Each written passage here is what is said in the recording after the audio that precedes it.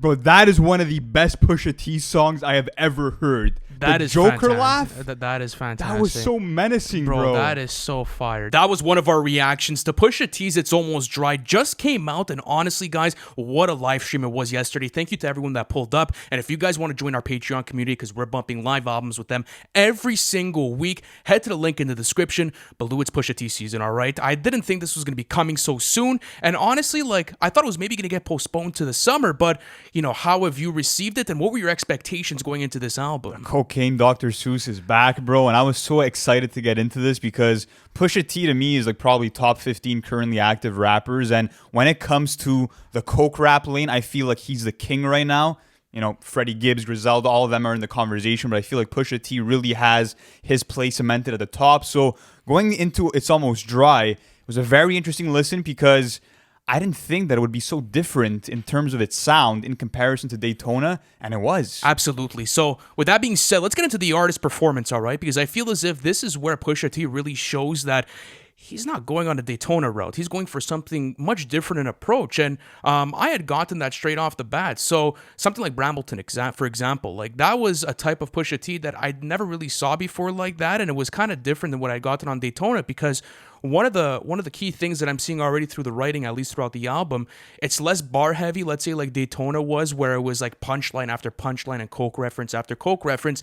This track list had some character building within it. So did you pick up on that within the performance? Absolutely, and I feel like, you know, Pusha T's attitude and demeanor was way more menacing here, and it was interesting because it was calm, but it was this lethal delivery, and he really channels his inner Joker, and that was something that actually inspired him to make the album. And this is a quote from him in terms of him talking about the inspiration. He said, "If the music didn't feel that evil, it didn't have character, and we didn't use it." So that was kind of the standard. Like, it had to feel evil. It had to feel kind of menacing for it to make the track list. And that's something that he really brings through in terms of having the Joker laugh present as kind of this ad-lib that's sprinkled throughout the track list. And that was really nice. But what I think Pusha T really excels at in terms of his artist performance is taking out his bag of tricks again, but this time elevating as a vocalist, because if you go to a song like Dreaming of the Past, he really focuses on his melodies. Also, if you go on a song like Diet Coke, you know, the part where he's like, you know, Missy was her only misdemeanor, he's extending his vocal notes in a way that he's never done before. He even attacked the hook differently on Brambleton with the auto-tune. That was really cool as well, how he was trying out different melodies and flows that I had not seen before. But I will say this about the performance. I feel as if the best of them came in the first half of the track list, if I'm being honest with you. I feel as if once you start getting to songs, example, like Rock and Roll or Scrape It Off, I'm not sure if you feel the similar type of way, but I feel as if the features almost outshine him in those types of instances, and where it doesn't even feel like it's a Pusha T song, nor like the deliveries even match, let's say, what's going on with the rest of the album. But you get something super beautiful, and I pray for you. And it's Pusha T, you know, taking like this huge presence up on the track. Like, he's just so grand, and there's so much passion within a performance like that. And I also enjoyed that as well. Yeah, it was phenomenal. And I mean, apart from that, I would say a flaw for me would come on Neck and Wrist, where you're getting these coke metaphors, but they kind of feel elementary and basic for Pusha T. But that's one of the rare instances where he's kind of not like, you know, shooting up to par. You know what I was thinking about that? I feel as if it's just it's super standard Pusha T. Like, and there's a couple of those songs, I'll be honest. There's a couple of those songs, but I want to get more into that on the content side of things. But, you know, even looking at, let's say, the way he carried out the track list, it was definitely different than Daytona because, as you were saying, everything felt kind of more hazy and more, I would say, stripped back. Like, it didn't have like that grandness or like that viciousness of Daytona, but it didn't necessarily need it. But you definitely heard the sinister energy. So listen, I think the artist performance was great. Pusha T did his thing and definitely did not disappoint. But content matter is always a big conversation within a Pusha T album because he's known for his lyricism. You know, like, people have been going to these albums for years now because you know what the gold standard is with, you know, Pusha T's writing. So do you feel as if he's delivered on that, especially after getting a masterpiece like Daytona in 2018? I mean, yeah, in terms of the bars and punchlines and coke metaphors, I feel like there are a couple of notable ones. For example, on Hear Me Clearly, where he raps, "Left my elbow in the pot, that love Vince Carter." That was a great line. Also, "Spent 6 just to make the roof Harry Potter." So you'll get that classic drug talk from Pusha T. And what I love about what he does is the fact that he kind of basks in the glory of this lifestyle that, you know, he's experienced through drug dealing, but he kind of glorifies it in a sense, and he makes something that's despicable, like dealing drugs, kind of works it into a fine art through his poetry. I find that's something that he's done on all of his albums and he continues to do here.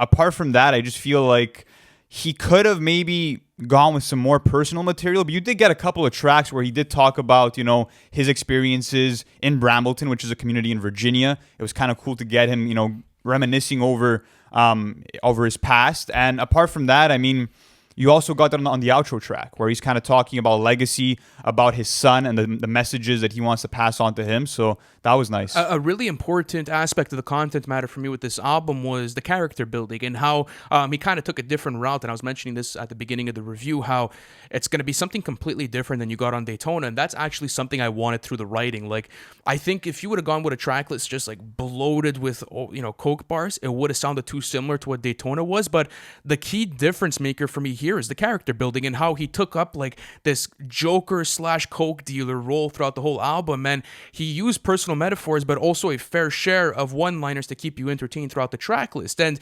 example, I'll take you through some character building bars that I picked up on. So just so you remember, my Joker smile, you know who the villain is, just so you remember who you dealing with. Another one, call my bluff, sinister character building here. Some play different, involve your mom, sister, aunt, niece, duct tape them all. So that was what's cool was about Pusha was he was constantly, I feel as if moving with the track list. I just feel as if, again, on songs like Rock and Roll or, Scrape It Off, like, just had a weird place within the track listing as a whole. You know what I'm trying to say? Like, for the content matter, I'm like, I could have gone without those, to be honest with you. Yeah, speaking on the character development, you definitely saw that on a song like Just So You Remember, which is probably my favorite song on the track list. Incredible song. I love the way, like, through his delivery and pronunciation, you really get this feeling that he's angry and furious, and it literally sounds like he's grinding his teeth, bro. Like, the passion is so fucking vibrant. And one more thing I want to say about the content is just one bar that really blew me away. This is my favorite bar on the album. He raps, I've been getting at these coins as I'm breaking down the brick. Make the jump on each level. Super Mario exists. Absolutely. That double entendre was insane. Incredible. And there's a lot of those. But I do think where the content maybe does take a nod for me is like, it's nothing really upgraded from what you've heard from Pusha T before. It was maybe a different approach. And as you said, there was performances on the album where it was, I believe it was one of the verses where he was just saying, my boy, my boy, my boy. And like those kind of bars kind of just, I don't know, like didn't do much for me, to be honest with you. So I think it was a great... It was lacking quotables for the most part, I would say. But I think that was a product more of that he tried to bring in a different universe into this album, yeah, which I respect, but you're right. I would have liked more quotables. So I think the content matter was great. You're going to be constantly entertained throughout the album. But let's go on to the features, all right? Because the first ones that kind of raise eyebrows are Uzi and Don Toliver. Like, how were they going to fit on a Coke album? And to be honest with you, I feel as if Uzi had a really solid feature on Scrape It Off. I'm not going to lie. That first verse was really impressive. I love the flow he locked into, and I thought that was maybe going to be one of the flops, let's say, on the feature list. And it was one of the best features on the album. Like, example, like, how are you going to take an Eternal to Take performance and put it there? It's not even Uzi's fault at that point, but he really did strive on that. And listen, I don't think Don Toliver did anything special on the track, but listen, I'm okay with the chorus. I think it was a good performance. It was a basic hook, you know what I mean? But I agree about you saying Uzi really had one of the most standout feature performances just because he came in with these various quick flows, and it was refreshing to the track list, even though Scrape It Off just shouldn't have made the album at all. Like, it had absolutely zero place. And it's funny because Pusha T, has mentioned how he never really wanted to make a pop attempt with his albums, but this one kind of felt like that. So that one kind of took me off guard. But overall, I mean, the features were pretty solid, especially when you look at Malice on the outro. That was incredible. That's one of the best verses on the whole album, to be honest with you. And remember the demeanor I believe we were talking about on Just So You Remember, like the grinding of the teeth. Malice had one of those same performances on one of those last verses. Talking about Jay-Z on Neck and Wrist, I love the verse because it's not like your standard Jay-Z, but it's Jay-Z on like this cocky shit. Like, he's just more like calm, relaxing. He's just telling you like to calm down. And then, when you go into the content matter, he talks about the whole Biggie situation and finally addresses it. And he's like, listen, I would have still been here because God written it for me, but you guys would have gotten the commission if I was still here. So that was massive as well. I really like that. Honestly, disappointed me, and I really don't want to say this, but it was Kid Cudi. I'm not going to lie to you, bro. I didn't like his chorus on Rock and Roll, but I did like the bridge at the end of the song. His vocals were just poorly mixed, to be honest, and the reverb effect didn't sound too well on his vocals either. So that was a bit of a letdown, but I love what Kanye did on Dreaming of the Past because he came in only for a couple of bars, but every line really hit and stuck with you, where he's talking about like becoming a minister in his prime, and him just spitting out a couple of You also feel really as if, good gems. Absolutely. I also feel as if there was a lot of pain being projected through his voice too. Like that was another thing, was like it was kind of like on like this lower energy, where like I don't know how to explain it, but it was just different than what I had gotten, let's say, on Donda and Donda 2. What about his second verse? His second feature on Rock and Roll. Did you like that one? Honestly, like for his melodic rapping, I did enjoy it. I'm gonna say that, and I mentioned this yesterday in the reaction, that I feel as if it was a much better performance than all the melodic performances that I had gotten on Donda 2. It would have been one of the best performances on that album, so it was definitely merited. But I believe we also have Labyrinth. Is that correct? Labyrinth on I Pray For You. That was fantastic. Beautiful, too. stunning vocals, How do you feel about bro. Pharrell on Neck and Wrist? Do you feel as if It that grew high on pitch me, was, bro. The high Yes. pitch grew on me. I actually fucked with it. Because I it's think the way that, he leads into it that's super cool too, right? absolutely. And, going back to Malice, I think that was the best feature for me. And when you're looking at punchlines and double entendres, I think Malice got the best out of Pusha T, Yes, bro. yes, One yes, line, yes. belong on Rushmore just from chiseling a brick. Let me ask you a question. Okay? Genius, bro. Let me ask you a question real quick about the features. The J feature, the Uzi feature, and then the Malice feature. Well, because on the album it's Malice, but on Genius it says no Malice. Who do you think? Who do you think outbarred Pusha T out of those three guys? Like Hove and Malice. Hove and Malice. That's okay, it. so and you don't think Uzi outperformed Pusha T? You there? could argue he outperformed him, but like he definitely didn't outbar him. You know what I mean? That's It's- true. He They're, didn't they're playing on outbar. two different playing fields, so I Absolutely. mean, it's hard to judge. But I mean, listen, for me, the features kind of felt unnecessary at times, especially when I'm looking at Don Toliver and I'm looking at Uzi, especially because I don't feel like that song should have been there at all. Same thing for Just Dreaming of the Past, where I love what Kanye did, but it was such a minimal performance that it didn't really need to be there. Well, I still enjoyed it though. It wasn't a thing where I actually wanted it. I would take Okay. it on the song. I wouldn't, let's say, like want to exclude it. So I feel you. overall, I think the features were good, pretty standard, nothing too crazy, but you will enjoy them. But let's go into the production. All right. Do you feel as if this is the strongest part of the whole album? It's the best part of the fucking album, bro. Yeah. And I had a feeling that would be the case, knowing that Pharrell and Kanye West would be splitting the labor in terms of the beats here. And I just think that they brought a really well-rounded sound when you're looking at the different things they had to offer. With Pharrell, I felt like it was more of these layered compositions that were kind of, led by a lot of synth melodies. And then you had a lot of bass that was thumping throughout the entire project, kind of gave you more of a bounce. And then with Kanye, it's these amazing sample flips where you're left in awe of the way that he flipped, the John Lennon sample from a 1971 song. That's called Jealous Guy. And it was a cover It was done Hathaway. by Donny Hathaway. Yeah, Donny exactly. Hathaway did that in 1972. That's my favorite sample on there. My favorite sample is actually 6 Day War by Colonel Bagshot. That was dope. That was fantastic. Who did better, too. though? The Kanye side of production or the Pharrell side? They brought two different vibes to it. I Yeah. think that I maybe prefer the Kanye productions. Well, it's Kanye production, and I do appreciate his style.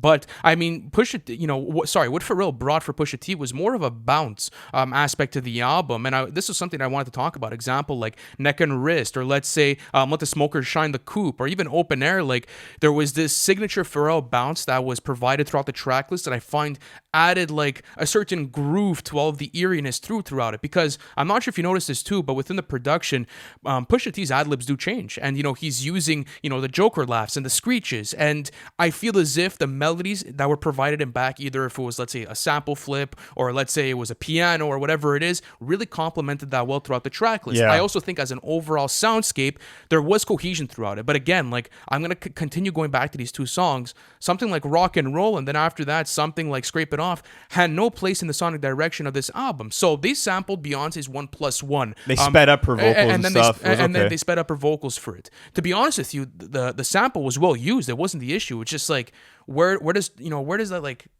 that fit in the overall track listing for me? Yeah. I'm not sure. And I think that one was done by both Pharrell and Kanye, but it was a great beat, but yeah. I just don't think it had a place in the soundscape, to be just honest on with the you. conversation of who I think did better in terms of Pharrell and Kanye, I think it's hard to say just because they offered such different things. I mean, with Pharrell, it was more of a case of like more progressive production in the sense that for example, on a song like Let the Smoker Shine the Coops, you had this looped synth and this earth-shattering bass, but then out of nowhere, there's this piano riff that kind of creeps in. So you kind of had the beat being more dynamic. Is but that with a top Kanye, three? Is that a top three beat on the whole album? yeah, I think it is. But with Absolutely. Kanye, you kind of had more of these simplistic sample loops. And I feel like with Pusha T, simplicity works better. And that's why I think he performed better on the Kanye production. Okay, yeah, but even at that, like the production choices were still immaculate. Like Yeah. shout out to Pusha T, because one thing I feel as if that was on like kind of like a Daytona standard, and I feel as if Daytona's production is still much better, but still like it's in the upper echelon this year for some of the best productions I've heard all year. Like this will probably go down as one of the best produced albums of the year. Facts, and yeah. I think it is the strongest point of it, because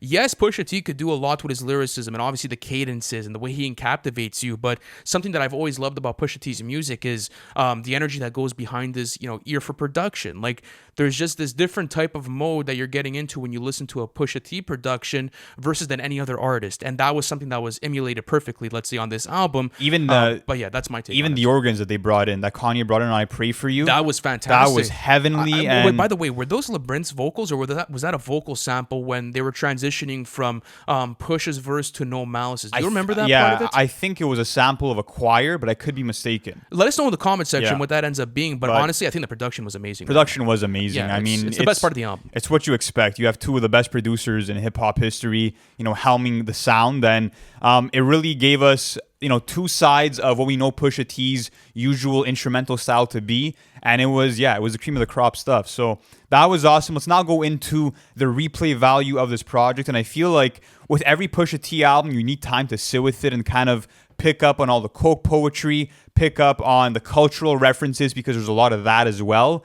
And to be honest with you, this is going to be heavy in my rotation without a doubt. But the fact that there's a couple of skips on this album does kind of knock off some points for me when I'm looking at the replay value. So for me, I would go with a great rating. What about you? I would go with a great rating for the replay value. I don't think it's going to have the same replay value as maybe some other projects in his discography, but when I'm looking at 2022, this is going to be an album that's heavily implemented into my rotation, and it's because I've always found myself going back to Pusha T's material in different times within my, let's say, listening experience throughout whatever year it is, and he always adds something refreshing to it. And what I was saying about this album, 1 to 6, that run was fucking fantastic. Tracklist kind of falls off a bit short at the other half of it, but I still do think, like, besides Rock and Roll and Scrape It Off, I'm still enjoying the rest of that tracklist. But you're asking me for my top 3 songs. Top right? 3 songs and your skips on the album. Top 3 songs and skips. All right, hold on. Let me pull this out. So I got top 3. I have number 1, just so you remember, absolutely. Number 2, I'll do Let the Smoker Shine the Coops, and then I'll do Dreamin' of the Past as my top 3. My skips, I'm doing no particular order, Scrape It Off. I'm doing Rock and Roll, and then after that, I will do. This is tough, bro. Honestly, I don't even know what I would take off of here. So just 2 skips for I you? would say That's just 2 fine. skips. How about you? What do you Top say? 3, number 1 would have to be Just So You Remember. Absolutely. Number W. 2 would have to be Dreaming of the Past. And number 3, I'd probably go Diet Coke at number 3. Yeah, Diet Coke is phenomenal as well. The single choices were really cool too, because they aged better as you were listening to the album. But all right, let's get into the skips, overall. by the way. Scrape It Off, Rock and Roll, and probably Call My Bluff. I wasn't a big fan of it. You weren't a fan of Call My Bluff? I love the sinister energy throughout it. But anyways, let's get on to the overall thoughts. So guys, listen, Pusha T just delivered another great album. I mean, looking at what, you guys could expect from this, it's going to be standard Pusha T, but with a twist. I feel as if now he's bringing a bit more character building into the track list while still providing you with these double entendres and these great punchlines. Like, that will still be prominent within the track list. Maybe a bit less than what you got on Daytona, but still remarkable. Another thing, the production was fantastic. I mean, it's what you could expect from every single Pusha T album, because his ear for production is immaculate, and that was once proven again on this. You have Kanye West and Pharrell taking care of the whole production. As far as the features go, pretty standard. Some that weren't needed, but still definitely did not take away from the actual track list. And for his performance as a whole, I think it was really solid. So how about you, man? What do you say? Yeah, listen, as a whole, it's not the masterpiece that Daytona was. I don't think it's really on that level, but nonetheless, I think it was cool that he went for a different sound. Like, he could have easily just went with Kanye production, put together 8-9 songs that were within that same vibe, but I like the fact that he took a different approach, kind of trying out different things and showing us the range of his vocal abilities. That was really nice in terms of getting some better hooks, getting some more melodies sprinkled out. And apart from that, I mean, we're 20 years into Pusha T's career, and he proves once again that his imagination is not lacking. When it comes down to, rapping about selling Johnson and Johnson, the creativity is still there. Fine I love art. everything that he's doing. The production, of course, is phenomenal. Pharrell and Kanye did their thing, and yeah, listen, it's not a flawless project, but like Pusha T himself says, he didn't reinvent the wheel, but he came with a new design. And that's like what I that. appreciated from this album. But guys, we're very curious to hear how you felt about the album. So let us know in the comment section. And Our community rating, our yeah. overall rating is going to be great for this album, by the way. Absolutely. Not only And- that, but our community was on the same page with us. If you guys wanted to know what our Patreon members voted for yesterday, they said it was a great listen. So if you guys want to go watch that live album reaction, link in the description. It was super fun having you guys there. And listen, there's a crazy stretch of albums that are about to happen. Next week we have Future, then we have Jack Harlow, and then we have the Mecca with Kendrick Lamar. You guys don't want to miss it. So go visit our Patreon plan if you guys want to come bump live albums with us. Thank you so much for watching this review, and we'll catch you in the next one.